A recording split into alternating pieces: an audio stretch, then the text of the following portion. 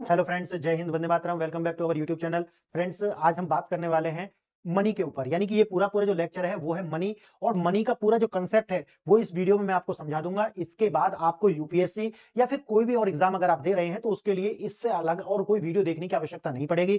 और दूसरी बात यह है कि कुछ लोग हैं, मैंने एक पीछे वीडियो डाली थी जहां पर मैंने आपको बताया था कि जो डिजिटल करेंसीज के विषय में, और वहां पर आकर के कुछ लोगों ने कमेंट किए, फिर लोगों ने उन्हें जवाब दिए। तो पहले एक पूरी वीडियो को आप सुने, उसके बाद जो भी आपको लगता है फिर उसके विषय में आप कमेंट करें।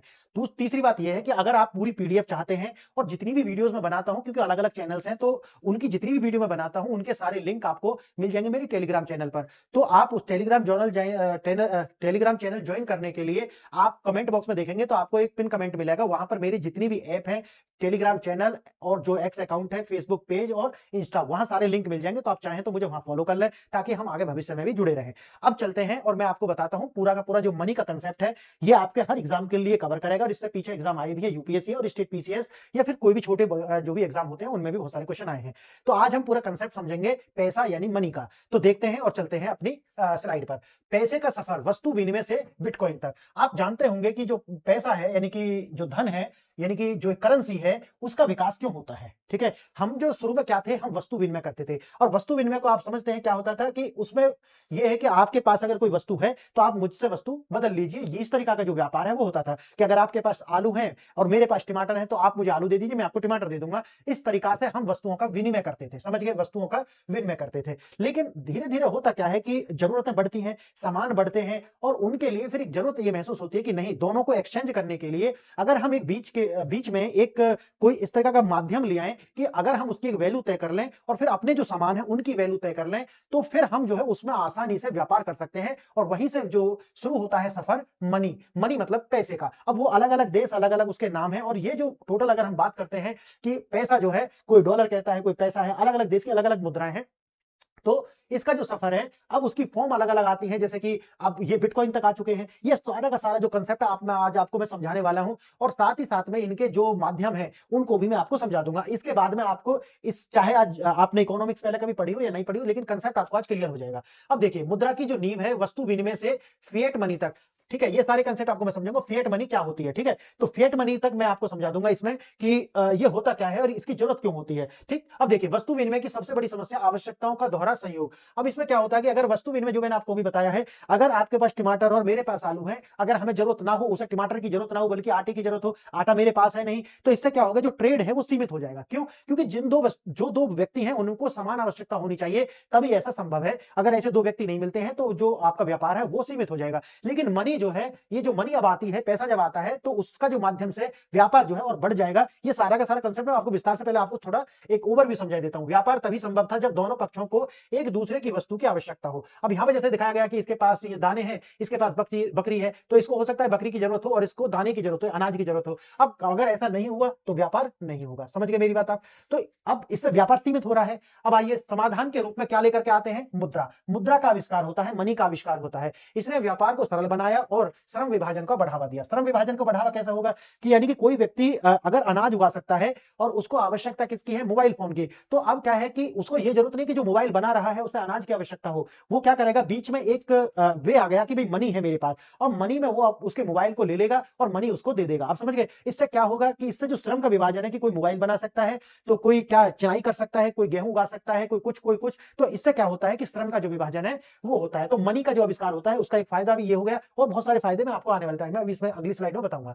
मुद्रा की प्राथमिक कार्य मूल्य का मापक और विनिमय का माध्यम है। अगर कोई पूछता है कि जो मुद्रा है उसका मुख्य कार्य क्या है, तो मूल्य का मापक है, यानी किसी वस्तु का जो मूल्य है वो निर्धारित करना, और विनिमय करना यानी कि एक्सचेंज करना, ये उसका माध्यम होती है, ये असली कार्य है। अब देखिए, यह वस्तुओं और सेवाओं के मूल्य को मापन और लेन देन को आसान बनाता है।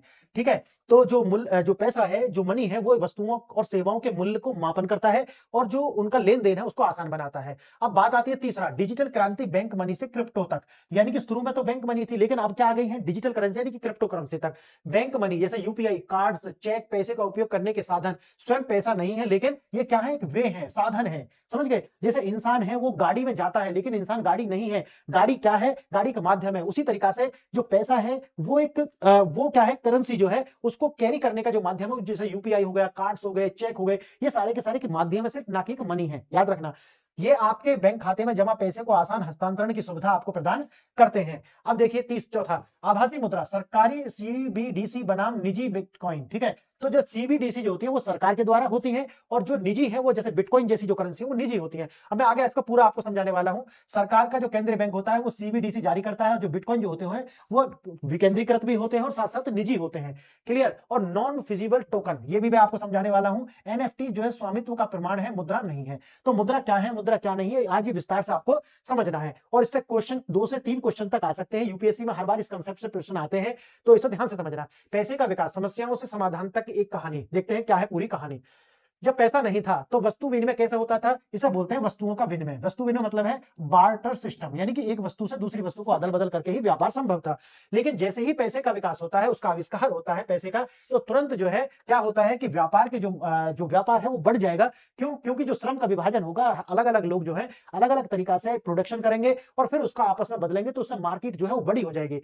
पहले लोग सीधी वस्तुओं और सेवाओं का आदान प्रदान करते थे। जैसे मैं आपको एक मछली दे देता हूं और आप मुझे एक मकई दे दी, मकई मतलब मकई के दाने दे दीजिए, मक्का दे दीजिए। तो इस तरीका से आप कह सकते हैं कि भाई इनके पास जो मछली है, उनके पास दाने हैं, ये एक दूसरे को ले लेंगे और दे देंगे। यहाँ पे इस तरीका के व्यापार होगा। अगर इनको जरूरत नहीं हुई तो क्या होगा, अगर इनको जरूरत नहीं है मछली की, तो ये अपनी मकई कहां बेचेंगे, तो उसके पास फिर व्यापार नहीं है, तो व्यापार क्या हो गया, सीमित हो गया। अब देखिए, अब समस्या हुई, समस्या होगी, जैसे आप जानते हैं कि आवश्यकता आविष्कार की जननी है, तो आवश्यकता हुई कि यार हमें ट्रेड बढ़ाना है, तो उससे जरूरत फिर क्या पैदा होता है, आविष्कार होता है पैसे का। पैसा वही है जरूरतों का दोहरा संयोग, double coincidence of the wants, यानी कि दोहरा, यानी कि व्यापार तभी संभव है जब दोनों पक्षों के पास पैसा हो। पास जो दूसरा चाहता है वही होनी चाहिए, यानी कि दोनों पक्षों के पास तो वही सामान होना चाहिए जिनको एक दूसरे की जरूरत है, तब तो व्यापार हो सकता है। जैसे कि एग्जाम्पल के लिए, लव मैरिज में क्या होता है, दोनों की हाँ होती है, और अरेंज मैरिज में क्या हो सकता है, ना भी हो लेकिन शादी तब भी हो जाती है। आप इसे इस तरीके से आप समझ सकते हैं। व्यापार कब इनएफिशिएंट हो जाता है, जब दोनों की हाँ ना हो, तब इनएफिशिएंट हो जाता है। और बात वही है कि अगर दोनों में हाँ है, दोनों को जरूरत है, तभी व्यापार संभव था। अब आती है समाधान क्या है, पैसे का आविष्कार। अगर समाधान देखना हो तो पैसे का आविष्कार होगा। उससे क्या होगा, पैसा एक माध्यम है, क्या है, इंटरमीडिएरी है। ठीक है, ये रुपये जो रुपये रूप में काम करता है, पैसा जो है माध्यम के रूप में काम करता है, जिसे हर कोई स्वीकार करता है। अब आपको ऐसे व्यक्ति की खोजने की जरूरत नहीं है जिसको वही सामान चाहिए जो आपके पास है। आप समझ गए इसको, जरूरत के दोहरे संयोग की समस्या को खत्म करना पैसे की जो आविष्कार की जननी बनी। समझ गए मेरी बात ये। और विशेषता, स्पेशलाइजेशन और श्रम विभाजन को बढ़ावा देता है, जैसे आपको शुरू में बताया था। इसकी विशेषता क्या है, ये स्पेशलाइजेशन को बढ़ावा देगा और साथ ही साथ श्रम विभाजन को भी बढ़ावा देता है। श्रम विभाजन शुरू में बता दिया, और स्पेशलाइजेशन यानी कि जो व्यक्ति जो कार्य आसानी से या विशेषज्ञता के साथ कर सकता है वो वही कार्य करेगा। इसको भी ये जो आगे बढ़ावा देता है मनी। क्लियर है ये दोनों बातें आपको। बात वही आती है, पैसा कमाना जानता है ये। इसी तरीका से ये जो व्यक्ति है, देखो इसके पास ये पैसा कमाता है, लेकिन दोनों को क्या चाहिए, ब्रेड चाहिए। अब जरूरी नहीं है कि इनको जो है टमाटर उगाने पड़ेंगे ब्रेड लेने के लिए, नहीं, दोनों पैसा कमाते हैं लेकिन ब्रेड खरीद सकते हैं। समझ गए मेरी बात। तो इस तरीका से स्पेशलाइजेशन यानी कि विशेषज्ञता भी बढ़ती है, और साथ ही साथ में जो है वो आपका डाइवर्जेंस भी होता है, यानी कि श्रम का विभाजन भी होता है। अब क्या होता है, पैसे के कार्य, एक बुनियादी ढांचा परीक्षा के लिए महत्वपूर्ण यह है कि जो पैसे के जो कार्य है वो क्या है।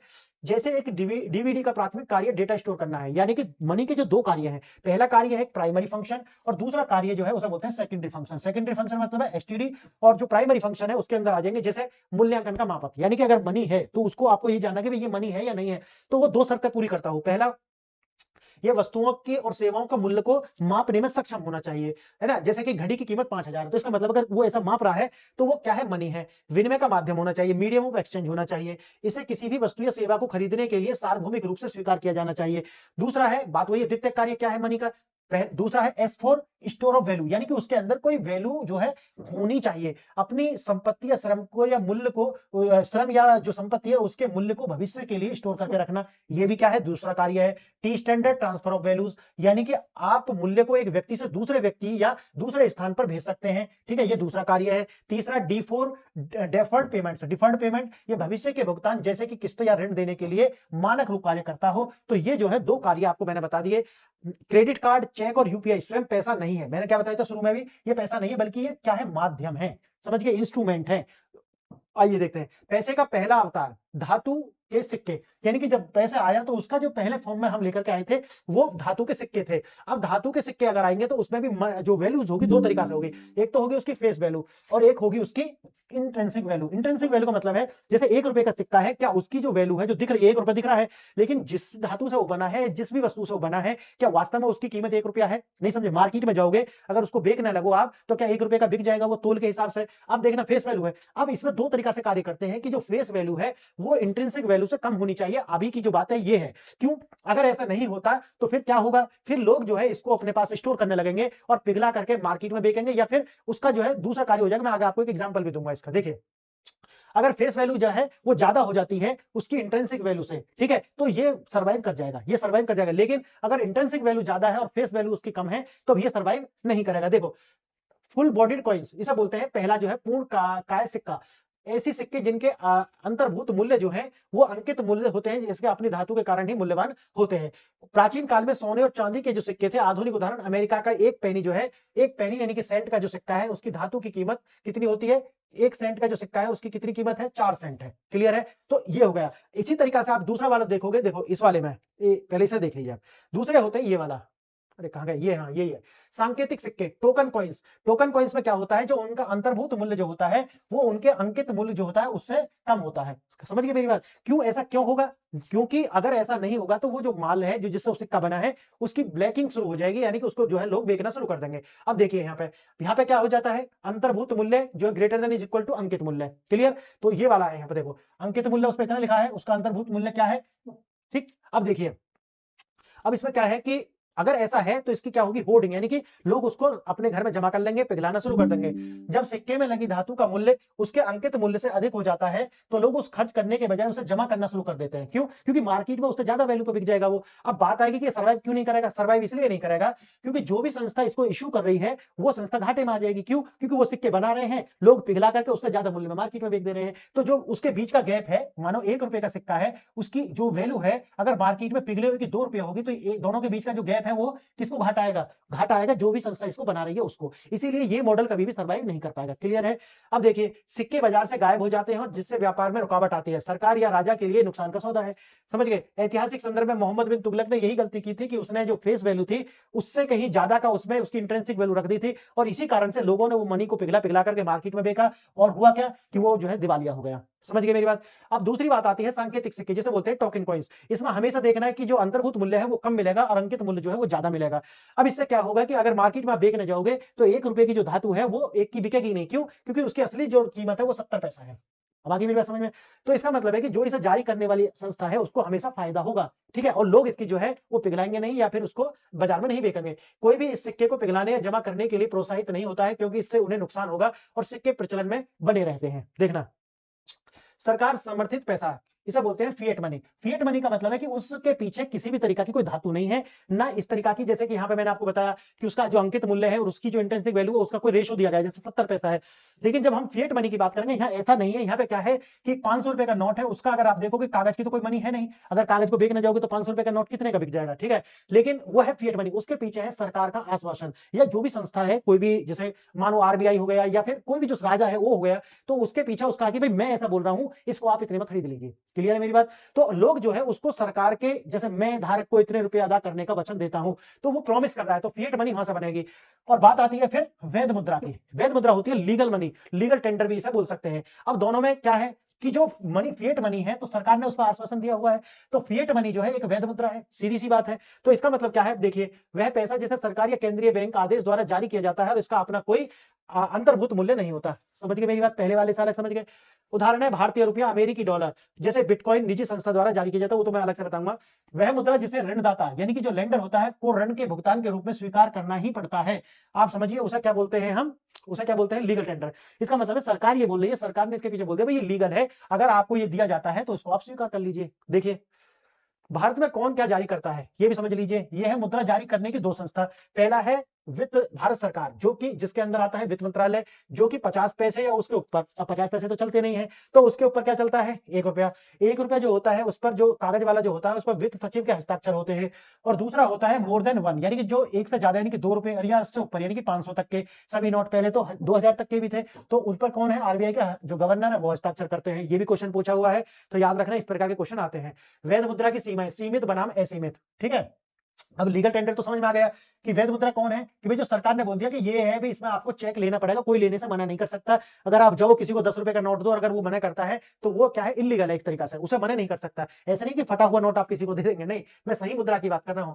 कोई व्यक्ति अगर 1 लाख रुपए आईफोन खरीदता है और एक रुपए में जो है उसका भुगतान करना चाहता है, तो ये पॉसिबल नहीं है। क्यों नहीं है, मैंने आपको बताया, इसके अंदर 2 चीजें, वैध मुद्रा की सीमाएं, यानी कि सीमित बनाम असीमित। यानी कि सीमित क्या है कि 1 रुपए की जो करेंसी है उसमें आप सिर्फ 1000 रुपए तक का ही भुगतान कर सकते हैं। कितना, 1000 रुपया। आप ये नहीं कह सकते कि जी मैं तो 1 लाख रुपए एक रुपए के करूंगा, क्यों, क्योंकि उसको सीमित बनाया गया कि भाई आप 1000 तक कर सकते हो। लेकिन दूसरा है असीमित, अगर 2 रुपया हो, 2 रुपए के सिक्का हो, तो फिर आप कितना भी पेमेंट कर सकते हो 2 रुपए में। क्लियर है मेरी बात। अब बात यहां तक समझ में आ गई दोनों की आपको, कि कौन सा सीमित क्या है, असीमित क्या है। वैध मुद्रा का जो वर्गीकरण है मैं आपको भी यहां पे समझाने वाला हूं। देखिए वैध मुद्रा क्या है, लीगल टेंडर। वैध मुद्रा मैंने शुरू में भी आपको बताई थी, यानी कि जो पैसा दूसरा अगर देने में आप दे सकते हैं, दूसरे की उधारी चुका सकते हैं, वही है लीगल टेंडर। सीमित बता दिया मैंने, सीमित क्या है कि 1 रुपए के जो सिक्के हैं उसमें 1000 से ज्यादा का भुगतान आप नहीं कर सकते। और असीमित क्या है, अगर 1 से ज्यादा, यानी कि 2 से लेकर के भी 500 तक का भी है, तो उसमें आप कितना भी भुगतान कर सकते हैं। 2000 रुपए का जो नोट है अभी भी वैध मुद्रा है, देखना है वैध मुद्रा है, लेकिन प्रचलन से बाहर है। समझिए मैं क्या कहना चाह रहा हूं। अगर क्वेश्चन ये पूछा जाता है कि वास्तव में 2000 रुपए का जो मुद्रा है क्या वो वैध है या अवैध है, नहीं, वो भी अभी वैध मुद्रा है, लेकिन वो सर्कुलेशन में नहीं है। समझ गए मेरी बात, इसलिए आप उसमें भुगतान नहीं करोगे। अगला पड़ाव, बैंक मनी और डिजिटल उपकरण। जब आप अपना भौतिक पैसा बैंक में जमा करते हैं तो आपको उस पैसे का उपयोग करने के लिए विभिन्न संसाधन या प्रौद्योगिकियों का प्रदान किया जाता है। जैसे बात वही आती है, जैसे पैसा क्या है, पैसा क्या है, जो इसके अंदर मिल्क है, मिल्क, ठीक है।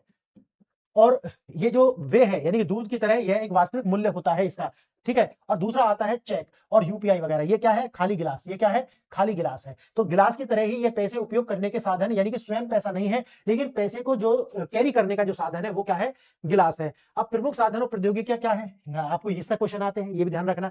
जैसे चेक से आप कर सकते हो, इसको बताऊंगा मैं, demand draft, ATM card, NEFT, RTGS, IMPS, इनकी आगे तुलना भी बताऊंगा, यूपीआई, ठीक है। ये है क्या, प्रौद्योगिकियां और खास संसाधन जिनसे आप पेमेंट कर सकते हैं। देखते हैं भारत के डिजिटल भुगतान प्रणालियों की तुलना अगर हम देखें तो यहाँ है विशेषता, ये है आरटीजीएस यानी कि real time gross settlement, full form याद रख लेना, एग्जाम में आ सकती है। और एक है NFT, national electronic fund transfer.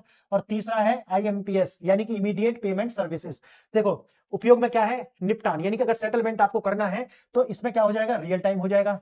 दूसरे में कितना टाइम लगेगा, 30 मिनट का। अगर उपयोग की बात करें तो आरटीजीएस में हम बहुत बड़ी राशि लेन देन, लाखों करोड़ों रुपए का अगर लेन देन करना है तो आरटीजीएस के माध्यम से करेंगे। छोटी और मध्यम राशि तक लेन देन करना है एनईएफटी के तहत करेंगे। और छोटा और तत्काल जो लेन देन करना है वो आईएमपीएस के तहत करेंगे। दूसरा मैंने बताया सेटलमेंट कैसा होगा, तत्काल हो जाएगा, यहाँ 30 मिनट का टाइम लगेगा, वहां भी तुरंत आप इधर से डालो उधर प्राप्त हो जाएंगे, यहाँ पर टाइम लगेगा। अब आता है कि इन पर कितना कितना चार्ज लगेगा, तो तीनों पर कोई भी चार्ज नहीं है अभी भारत के अंदर, तो ठीक है, शून्य शून्य है। अब जैसे ये उपलब्धता क्या है, ये भी 24 घंटा 7 दिन, 24 घंटा 7 दिन, और ये भी उपलब्ध है। तो इस तरीका से इसके ऊपर क्वेश्चन बन सकता है, याद रख लेना इसको। और ये पीडीएफ आपको हमारे, मैंने जैसे बताया, टेलीग्राम चैनल पर सारा कुछ मिल जाने वाला है, तो वहां से डाउनलोड करके आप पढ़ लेना। आईएमपीएस में तकनीक है जो यूपीआई के अधिकांश लेन देन की शक्ति प्रदान करती है। देखो ये आईएमपीएस क्या है, इसी के द्वारा जो यूपीआई है वो अधिकांश जो लेन देन है इसी के माध्यम से होते हैं। अब देखिए आभासी मुद्रा, वर्चुअल करेंसी क्या है, आभासी मुद्रा जो है, एक तो ये है सोवरेन यानी कि सरकारी मुद्रा, और दूसरा है प्राइवेट, ठीक है। सरकारी में क्या आता है, सीबीडीसी, जो शुरू में मैंने आपको बताया था, सेंट्रल बैंक डिजिटल करेंसी, जैसे भारत का ई रूपा, समझ गए आप, तो सीबीडीसी। दूसरा है, इसके लाभ क्या है, ट्रैक करना आसान होता है, छपाई की लागत कम होती है और प्रोग्राम करने योग्य होता है, ठीक है। दूसरा है निजी, इसके अंदर आती है क्रिप्टो करेंसी जिसके अंदर बिटकॉइन आता है। समस्या क्या है, इसको बनाने के लिए माइनिंग करते हैं, आप जानते होंगे इसको, माइनिंग करते हैं जिसमें अत्यधिक ऊर्जा की खपत होती है। और दूसरी बात यह है कि इसको ट्रैक करना बहुत मुश्किल है, और जितने भी इलीगल जो पेमेंट होते हैं वो इसी के द्वारा होते हैं। दूसरा है स्टेबल कॉइन। स्टेबल कॉइन की विशेषता क्या है, इसका जो मूल्य है वो किसी संपत्ति जैसे डॉलर या सोना, इसके पीछे वो सपोर्ट करता है, और ये अस्थिरता की समस्या को हल करने के लिए स्टेबल कॉइन जारी कर सकते हैं। अब आता है मीम कॉइन, ठीक है, जैसे कि डिस्कॉइन। डिस्कॉइन जो है ये मीम कॉइन का उदाहरण है, एग्जाम के लिए याद रखना ये जरूरी है। अब आता है विशेष मामला नॉन फिजिबल टोकन, एनएफटी। देखना ये वाला, इसका फुल फॉर्म है नॉन फिजिबल टोकन। एनएफटी क्या है? ये किसी अद्वितीय यानी कि यूनिक डिजिटल या भौतिक संपत्ति के स्वामित्व का प्रमाण है।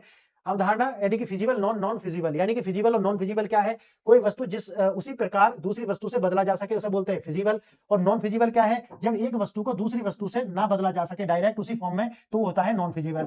उदाहरण के लिए अगर आप यहाँ देखें कि 500 रुपए को आप नोट खुला सकते हैं, दुकान पर भी 100 रुपए का दे देना, लेकिन अगर आपके पास में एक प्लॉट है, अगर आप उसको दूसरे के किसी प्लॉट से चेंज करना चाहें तो क्या कर पाएंगे? नहीं। क्यों? क्योंकि दोनों की लोकेशन, दोनों के जो साइज हैं, ये बहुत सारी चीजें मैटर करती है कि वो किस लोकेलिटी में है, दोनों के प्राइस अलग अलग होंगे, तो इसे बोलते हैं नॉन फिजिबल। और फिजिबल क्या है? जैसे कि 500 रुपए के आप 100 के छुट्टे करा ले, तो याद रखना कि फिजिबल क्या है, नॉन फिजिबल क्या है। अब देखिए फिजिकल मनी, चेक, कार्ड, ये सब मैं समझा चुका हूं, कार्ड, बैंक, क्रिप्टो।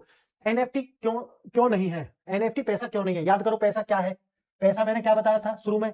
पैसा क्या है? वो दो चीजों को निश्चित करना चाहिए, यह मूल्य का मापक नहीं है। याद आ गया आपको? कोई भी मनी के लिए दो शर्त होती है, क्या वो किसी वस्तु के मूल्य का मापक है, और दूसरा क्या इसमें वस्तु विनिमय हो सकता है या माध्यम, ये एक्सचेंज का माध्यम बन सकती है। अब देखिए एनएफटी क्या इसमें काम करती है? क्या एनएफटी वस्तु का मूल्य मापक है? क्या वस्तु विनिमय है, कर सकती है? नहीं कर सकती। इसका मतलब है एनएफटी मनी नहीं है। आप ये नहीं कह सकते कि एक पिज्जा की जो कीमत है वो इतने एयर जॉर्डन या फिर कोई दूसरी मनी में हो सकते हैं। इसी तरीके से इसे सार्वभौमिक रूप से लेन देन के लिए स्वीकार नहीं किया जाता। वही बात है कि भाई पूरी दुनिया में जो है इसको यूज नहीं करते। वही बात है, एनएफटी जो स्वामित्व का प्रमाण है, वे संपत्ति, असेट्स, वे संपत्ति है लेकिन वह मुद्रा नहीं है। समझ गए मेरी बात? यानी कि जो एनएफटी है वो स्वामित्व का प्रमाण है कि भी ठीक आपके पास में इतनी संपत्ति है, लेकिन बात वही है कि वो करेंसी नहीं है।